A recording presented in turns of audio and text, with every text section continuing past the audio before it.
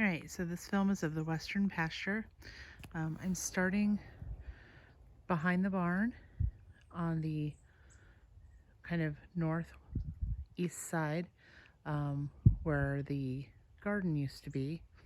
You can tell with the fencing and the shipping container, and right behind it is that little strip of land that connects to the north pasture. So that's kind of my starting point. And then you can see here is the gate that opens up to the west pasture. So I'm going to go through that.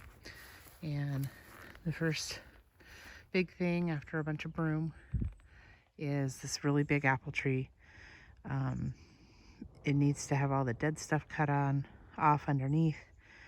It has bigger apples than the other apple trees that we found, and the apples are pretty tart. I don't know if it's because they're just not ripe enough or it's the kind of apple, but if we can prune away all the dead stuff and some other stuff, you can see up there that there's still some apples hanging up there. I'm also wondering if a cold snap will make them sweeter. I tried to make some applesauce and it didn't turn out that good, so hoping that that's just because they really weren't ready.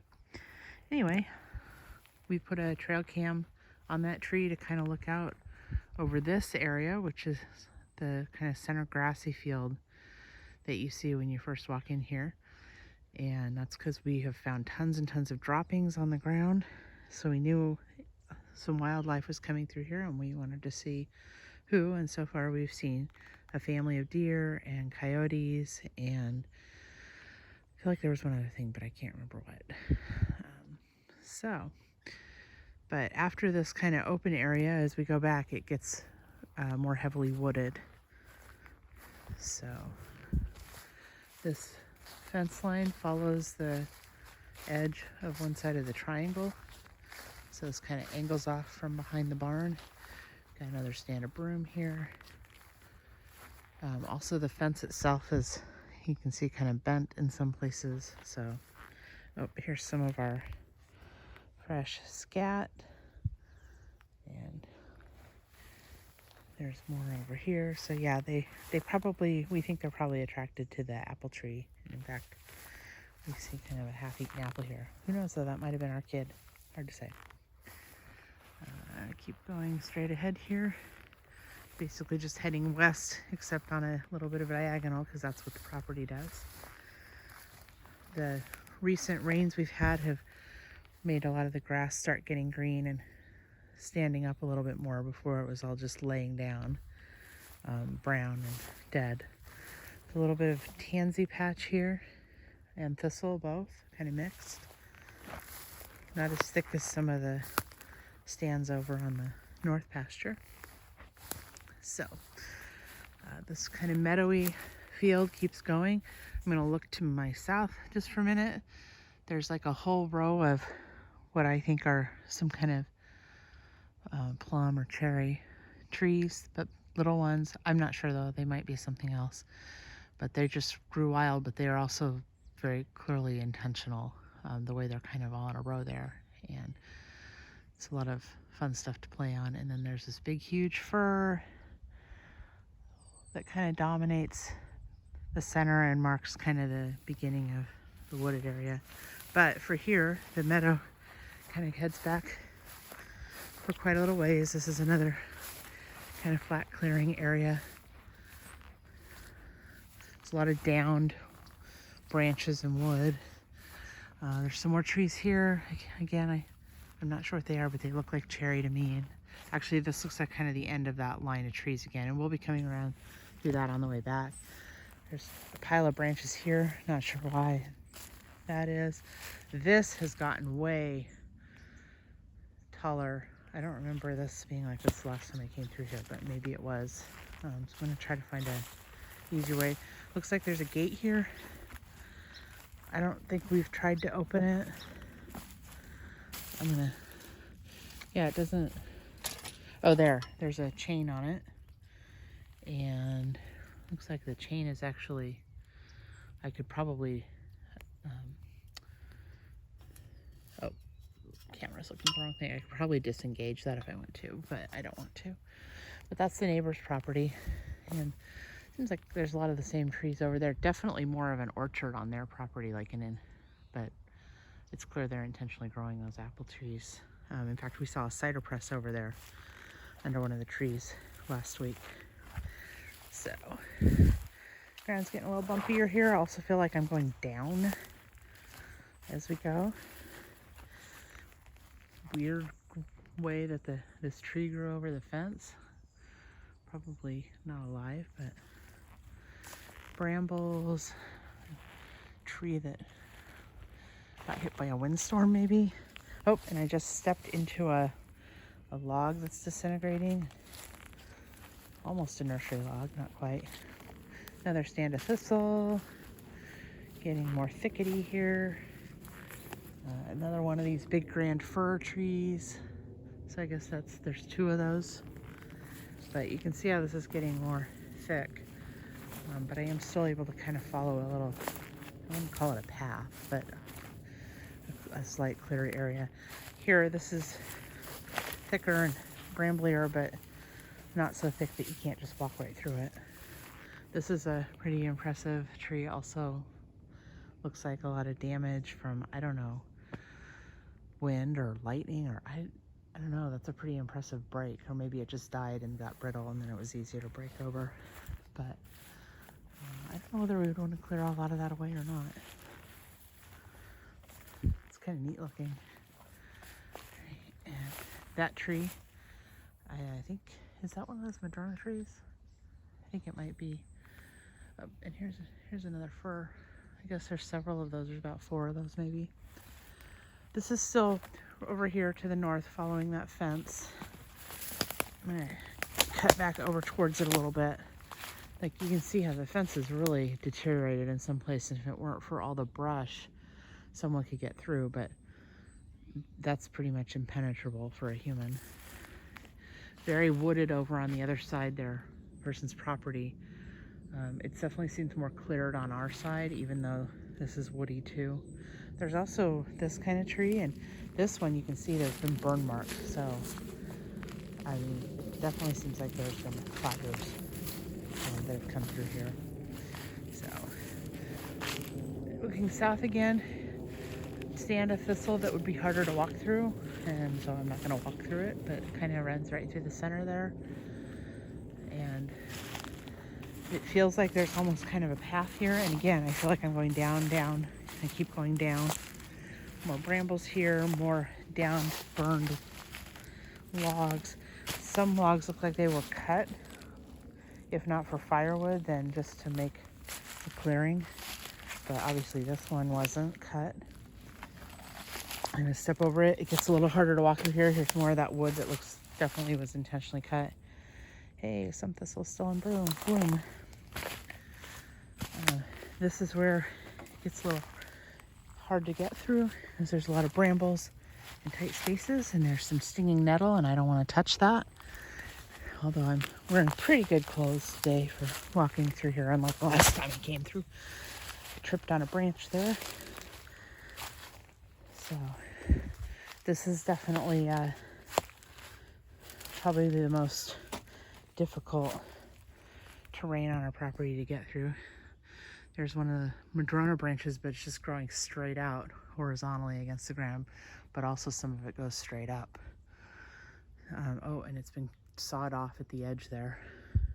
So somebody's tried to clear this land in the past, but they either didn't finish or it just grew back over. All right, this is probably one of 2 of the hardest spots to get through that I remember. And again, because there's so much stinging nettle right here. So I'm going to try to be careful not to touch any of that with my hands. And if I were a little kid, this would be a lot easier. Oof. All right, once you get through that, which again is just this madrona tree that has fallen over that kind of created that. Still lots of brush along that fence line though. That's following that on. But here we've got another kind of clearing. Still brambly, ground's pretty uneven. Ground still feels like I'm headed down, but still much more walkable than what we just came through. This brush is just following that fence. This really fence that's just been pushed over by brush and trees, and really just probably needs to be replaced. So in the back here, you can see there's another open clearing. Not quite flat land, but almost. Could be easily made flat if you wanted to try to pitch a tent or put a building of some kind here, like a shed. I'm gonna pan back to the center just to show that all along the center has just been a huge thicket of brambles, Himalayan blackberry, and in fact, hey, there's some actual really nice ripe ones. Wow, those are better than the ones we've seen up by the house. So maybe I should come back down here to blackberry pick if I have any chance of getting any more for this season, because the other ones all seem to be done. So this is the back corner. Now this isn't really the back of our property as I understand it. This is just where the end of where we're kind of allowed to go is, and that's why the fence is here. I may not be right about this, but my understanding is that the other side of that is our property, but it's also protected land, like it's part of a protected forest. Although I gotta say it looks pretty meadowy just right here on the other side. But if you look kind of off in the distance, there's definitely like stand of fir back there.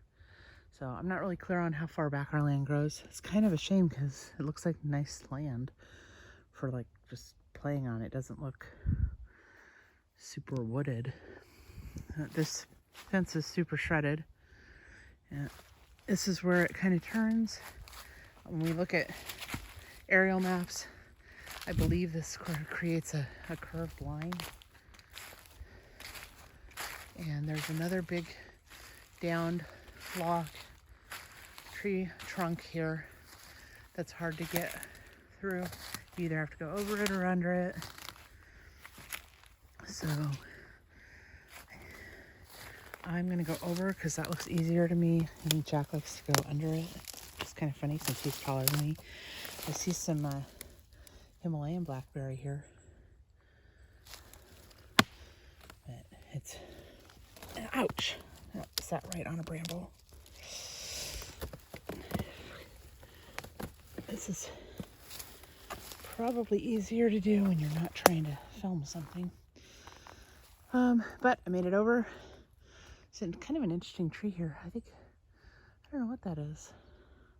Almost looks like a young madrona, but the leaves are so much smaller. So I don't know. I'll have to come back down here to just use my Seek app. So now we're kind of on the other side of that thicket of bramble in the center that you can't really go to. Oh, this is interesting. There's just some big moss-covered rocks around, which I think are kind of cool. Some more downed trees. Back to that fence line. It's now heading towards the south at an angle. There are some pathways here. If you don't stay on them, it's very thick and brushy, but there are some clearings, animal or human, I don't know. From here, you can see back into our neighbor's yard. I think this is Stuart's yard, and it's very much a lawn. So, stand of broom, more mysterious cut logs for firewood. At least that's what they look like to me. You can see one of the firs that we saw on the way down here. So we're now basically kind of headed back east. So we went as far as we could go, and now we're coming back up the other side. East, right? But if I stay along the fence, I'll be heading to another point of the triangle. Oops, just hit a spider web. So this is a little open, more open again. This also seems to go down towards, I don't know, the southwest. Like the land just goes down until it hits this fence. There's definitely some grading here. More blackberries, but different stand of it. And then here's another huge stand I haven't really gone out into the center area here. Looks like there's kind of a clearing there. There just doesn't seem like there's been much of interest to draw us over there. This looks like another clearing. Actually, this might not be a bad spot for Jack's ham radio stuff, so I'm gonna talk to him about that, because this is pretty clear right here, and if he goes in a little bit, he should be far from all the metal stuff. But there's also a lot of tree overhead, so I'm not sure. Anyway, something to think about. More blackberries, more fir trees, more clearing. Just gonna keep going until I get to the corner.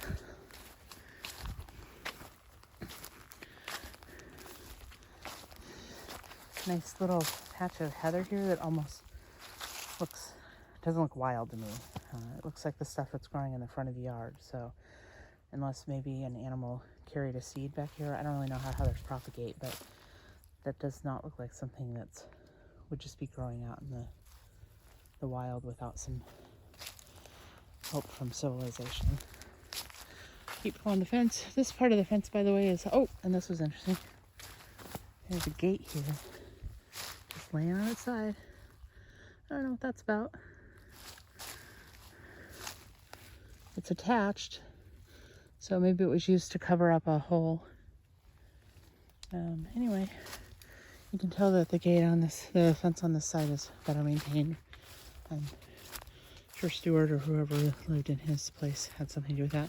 Another gate coming up here. This one actually looks like it could open. I'm sure it probably has some kind of lock on it. Oh.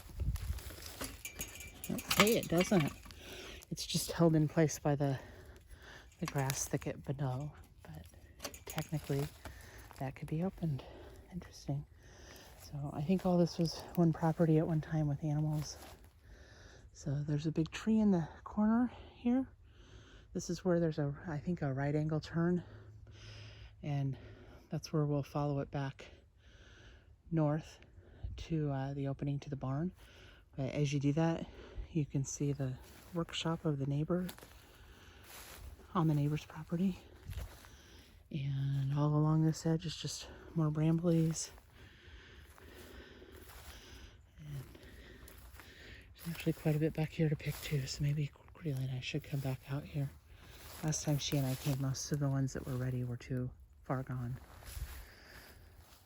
There's an interesting deciduous tree here. But there's another kind of open clearing here, although the ground looks a little bumpy to me. I now feel like I'm going back uphill as I head back north. But it clearly feels like you're meant to walk through this area. It just seems like the centers were really allowed to overgrow with non-native nature, as it were. Yeah, this tree is interesting. It's got little catkins, toothy leaves. Gotta find out what that is. Oh, there's little pine coney things.